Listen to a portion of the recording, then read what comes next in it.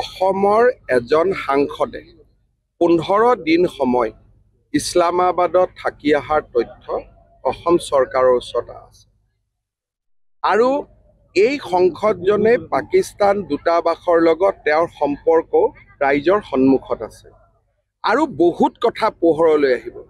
ছেপ্টেম্বৰ মাহৰ ভিতৰত এজন গৌৰৱী পিতৃৰ সন্তান কেনেকৈ দেশৰ বিৰুদ্ধে যাব পাৰে তাৰ জল পট প্ৰমাণ আমি এক্সপ'জ বুলি নকওঁ, দেশৰ স্বাৰ্থত ৰাইজৰ সন্মুখত আনিব লাগিব। আৰু মই আজিয়ে কৈছোঁ যে 15 দিন ভাৰত চৰকাৰক নোকোৱাকৈ ইছলামাবাদত থাকি অহাৰো আমি প্ৰমাণ পাইছোঁ আৰু বিভিন্ন প্ৰমাণ আমাৰ হাতত আছে।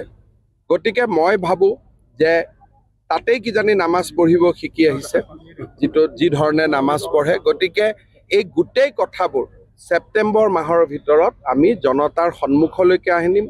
পাকিস্তান আমাৰ ডাঙৰ শত্ৰু, কিন্তু দেশৰ ভিতৰত থাকি পাকিস্তানৰ গুণগান কোৱাসকল তাতকৈ ডাঙৰ শত্ৰু। এই কথাটো আমি মনত ৰাখিব লাগিব। বাহিৰৰ মানুহজনক দেখিলে গম পাওঁ ই আমাৰ শত্ৰু, কিন্তু নিজৰজনক ঘৰত থাকিলে আমি গম নাপাওঁ এওঁ আমাৰ শত্ৰু। যি নহওক, বিভিন্নজনৰ সহায়ত আমি বহু দূৰ আগবাঢ়ি গৈছোঁ।